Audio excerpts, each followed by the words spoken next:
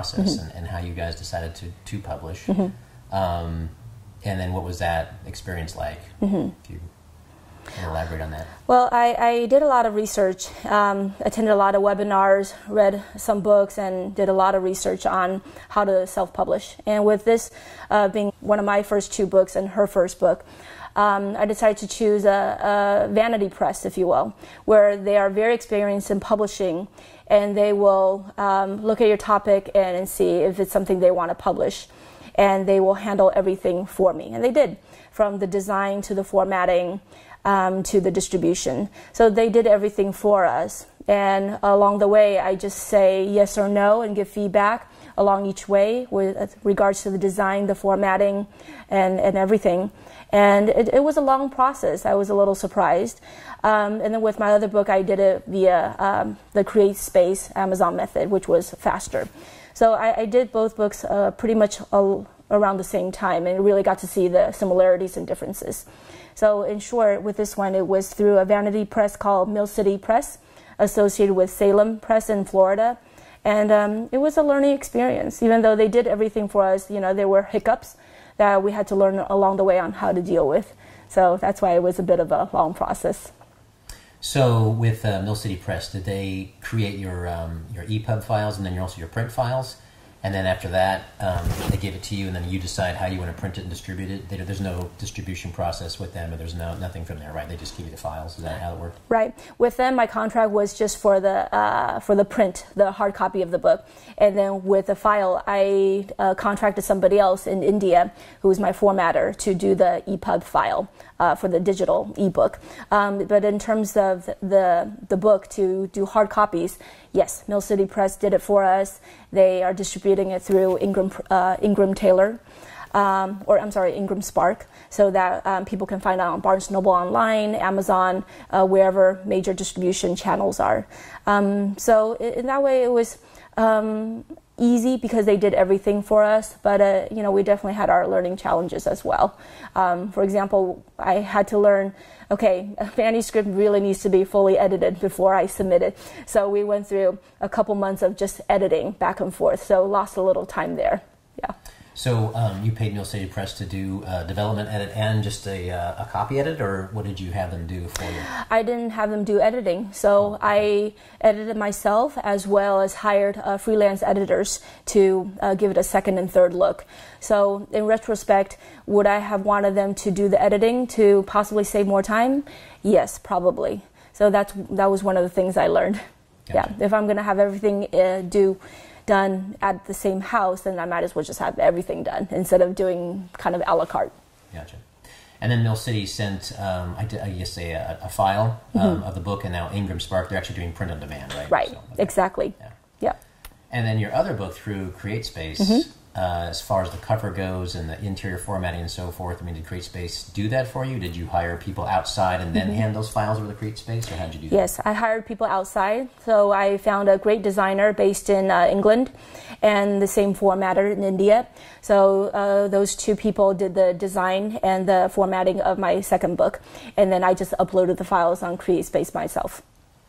And I'm curious, most people, when I talk to them, when they do this process, they find people, fairly, when I say local, I mean United States, you find people in India and England. Yeah. I'm kind of curious, how did you find them? These are people, contacts you knew? Did you actually find them on the internet? Yeah. How did you find them? They're new to me, but they came through word-of-mouth referrals. From the designer, for example, is from another pretty known, well-known author, Joanna Penn. So I trust her judgment. She has a list of vendors or subcontractors that she likes or has worked with. So I picked a designer from her list of recommendations. And the formatter in India was also a word-of-mouth recommendation from another author mentor of mine. So even though they're brand new to me, I trust my word-of-mouth referrals, as sometimes you do. And they both worked out great. You talk about author mentors. I mean, how many people did you reach out to? And how did you find them? I follow certain authors, Sherry Fink, the lovely Sherry Fink. I follow her trajectory in author marketing a lot because she's fantastic in what she does with children's storybooks. I also follow another author who has this detective series called One-Eyed Jack. So he's also does various ways with marketing his books for his genre. So there are certain authors that I really like in terms of what they do for their audience and their marketing. And I just glean what I can in terms of marketing things that are applicable for our books. Okay. And then how did you find them? I'm always curious about how, again, you surfing the internet, or did you just find them on Twitter? Or did you find them at a book conference? Sure. Lots of different ways. So for the two I mentioned, it was through local South Bay writers. So they have attended those events as speakers. So I got to know them that way because I was also in attendance. So got their cards and got to follow them that way. And I also get to know other authors via webinars that they hold, which are advertised on Facebook. And when you get to meet someone new, you also get to follow who they follow. So they have their own people that they like following. So you just kind of follow your idols or to see wherever they go. And if it makes sense for your stuff, then you kind of follow who they follow as well. So, Morgan, are you taking notes from your mom on how to network and figure out how to do things in the future? Or are you not worried about that right now, just enjoying school? Enjoying school, yeah, okay. Right now. Yeah, that sounds good. What have you been doing to market this book? Actually, market both your books. Because, I mean, I actually like to talk about your other book, too, but right now we'll stick with this one. But. Let's see, when it launched, I reached out to other parent authors, parents who blog, parents who have other books out that reach the elementary school audience. And so I've asked them to help me promote. In exchange, maybe I could guest podcasts with them or guest blog for them. So I try to offer something in exchange for if they help me promote my book when it launches. And some of them did take me up on it. And we have a mutually beneficial relationship and connection that way. We also had a launch party, so invited all the parents, friends that we knew, who of course come and buy the books and hopefully tell their friends whom I don't know about the book. We have our own Facebook page with the same title, How to Survive Elementary School, that people can follow. And there's a link to Amazon where they could buy directly there. We had an article in the local paper. Also did a few local radio station interviews during the launch period. Wherever we can tap into locally with fellow parent authors, we try to use those resources to the best of our ability. And as far as the radio interviews go, did you find those through other local authors, or did you find those through, the conferences? Or they were through connections. For example, two of my friends have their own radio shows, and one of them covers local stuff for San Pedro. And I used to write for a magazine in San Pedro, so that was my connection that way. So he enjoyed having us on his show. And another person, Jacqueline Hume, has her own Parent Pump radio show where she talks about everything under the sun having to do with parenting. So it made sense for us to be on her show as well. What else are you working on besides a travel book? That's it. That's it? Yeah. Okay. You're not having golf lessons or... You're not... How to survive golf lessons? That would be funny. Yeah, I have golf lessons, and then I also do songwriting, and I try and find and write chords with my guitar also. And I used to do volleyball, and I'm probably going to do it next season. Oh. Yeah. That was one of the things I learned about my daughter, is that she has such a stream of conscious way of expressing herself, which comes through in songwriting a lot. And that's the kind of thing we had to really edit and manage for a book writing process, because not every reader can follow a stream of consciousness style of writing. So that was something I learned about when we were working together. Fun. So when you guys write, did you write certain sections separately, or did you sort of Morgan write something and then you would sort of go through it and edit it, or both, or how did you kind of work that out? Well, I wrote something, and then usually she would edit it, but we did have different sections. One section's called, mini pressure cooker, so it would usually be her first, and then... Ooh, excuse me. Bless you. And then another chapter would start, but it would still be mini pressure cooker, but it would be me talking. Okay. Yeah, but mostly I'd edit her stuff. I ask her to revise or add in more content or think about. Sometimes it helps to revisit the material. And just because you're done with a draft, that doesn't mean you can't look at it again a week later, because maybe you've thought of more stuff to add to, or you thought about a better way to edit it. So I definitely look at her stuff when she's done with a section. But she's right. Every chapter covers my perspective, parents I've interviewed, and her perspective. Yeah.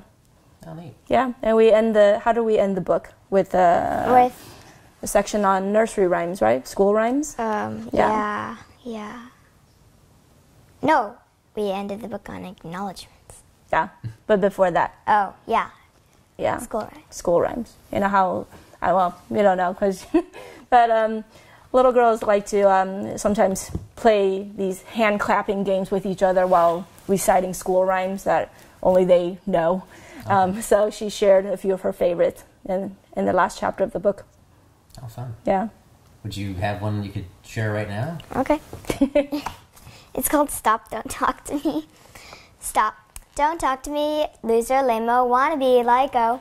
Totally, brick wall, waterfall, girl, you think you got it all, you don't. I do. So stop with the attitude. Reese's Pieces 7 up, you mess with me, I'll mess you up. All right, I love it. Good job. Yeah, so there's a lot of stuff like that little girls in elementary school like to say with each other. Do you notice? That was like last year. Yeah. But now it's like... Now it's a different one? Yeah. Do you see boys doing this? No. Mostly girls, right? Last year, a lot of boys said, yo, mama, and it was funny. Yo, mama, that's funny. And the dab, but the dab's still going. The dab? Yeah. I saw one of your classmates do a sneeze dab. He sneezed Ben. into a dab. Mm-hmm. Wow. Yeah. He was so funny. He always... Yeah. It's funny how things become trendy. And then they live for a few months and then they go away and a new thing emerges. Last year was like fidget spinners and then slime and then all that stuff. Yeah. What's happening now? What's popular now? Still dab, but I know it's going to be something else this year. Switching gears to your other book now, you have 2 books out right now, or do you have more than 2 books out right now? We have, I have 2 books out right now. I'm working on the third one. And the second book is based on the first half of my life. It's called You Did What Now? It's life stories, travel stories, and shenanigans that I've had in my life. It's partly heartfelt based on my experiences as a kid and as an adult, and the troubles that I've gotten in, which in retrospect is kind of funny, although in the moment it's kind of not funny. So that also is on Amazon. Okay. Well, those are the best stories. The ones that are painful at the time, you can talk later out. So. Yeah. So it's a memoir, basically. Yes, exactly. Gotcha. And you say first half, so you're working on the second half now? Or? Well, then I have to wait maybe another 20 years to have enough material for the second half. But it's funny, the stuff that we get into sometimes. You just have to write those things down because in retrospect, they're really either horrendous or funny. And, I just kind of want to share my stories with people out there. What do you have cooking for the future? I'm working on the third book, which is also nonfiction, A Crazy Day on the Job As, where I interview lots of different people in lots of different occupations and get to know their craziest day at their job. And it could be a highlight or low light. It's an entertaining insider's view to let people know the best and the worst that could happen at people's jobs before they consider going into that industry or the occupation. So far I've interviewed a plumber, a professional organizer. I have on deck to interview a preschool teacher, a life coach, and hopefully I can get more interviews because I would love to see this published by summer of next year. Okay. Yeah, so people can watch for that. Crazy Day on the Job As. Remember that lady at the donut place? Oh, yes. That was a mail the mail carrier. Yeah. You just asked her a story. Yeah. And what was it? Oh, yes. I asked a lady who was dressed in her mail carrier uniform at a donut shop when we were having donuts one Saturday morning. She's a stranger to me. I'm a stranger to her. And I just asked her while she was paying for a donut, what's the craziest thing that's happened on your job? I bet you've had a lot of different experiences. And she told me about her encounter with a resident who followed her around for a few days every time she would deliver mail. And then one day her dog, the resident's dog, came out and started barking at the mail carrier, who's African American. And the resident came out and said, "Oh, don't worry about my dog. He's not racist or anything." And we just had a chuckle over that because it really, there was a lot of obviously projection going on from the resident. Yeah. So that was one of the weirdest experiences that she had, her job. So. And this neighbor who followed her around, I mean, did they finally stop? I mean, we don't know. We don't know why she followed her around. I mean, she was on her regular route. She's not a new mail carrier in that neighborhood. So we don't know. People do weird things sometimes. Yeah. Yeah. There's plenty of weird people out there. Yeah. And there are insecurities and, whatever's going on inside definitely comes out especially with what she said to her. I hope to market it to high school and college career counseling offices. And it could be also a coffee table book in doctors' offices. Basically to let students know before they pick an occupation, this is the worst and the best that could happen. And it could be really entertaining to read. Yeah. Yeah, sounds like it. Yeah. And then anything else you got in the back of your mind there? Or? Not really. I mean, that's going to take quite a bit of my time just to find and write up these interviews for the book. How about you? Are you working on something right now? No. No? Have you started the travel book? Yeah, a little bit. It's in my journal. Oh, okay. Yeah. That's the best place to start. Yeah. I started writing it when we were coming back from Germany. So. Oh, okay. Yeah. And the next trip? Anything coming up? Japan, spring break. Okay. Yeah. Well, that's a long flight. You'll have plenty of time to write. Mm-hmm. That's true. Yeah. And we're thinking of Iceland for the December vacation. What about Thanksgiving? Yeah, what about Thanksgiving? Maybe Utah. I hear Zion is beautiful. Yeah. I really want to take them to Zion. I thought we were going to Yellowstone.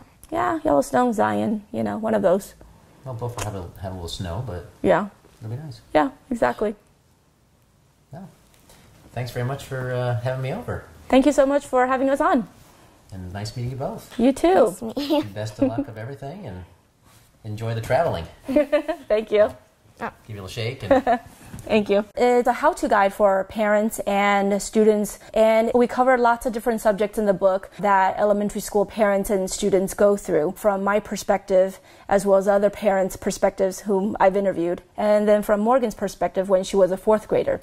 So we cover topics like what it's like to have extracurricular pressures, which a lot of families give themselves these days, pressure from homework, social media, what it means to have a huge amount of technology at our disposal these days, drama that parents face, drama that students face, what it means to communicate well with principal and teachers, and what it means to work with differently abled students that we see on campus. It's a really cool how-to guide on the things that we experience as parents and students in a public elementary school setting. Please subscribe so my dad can make more videos like this. Thank you.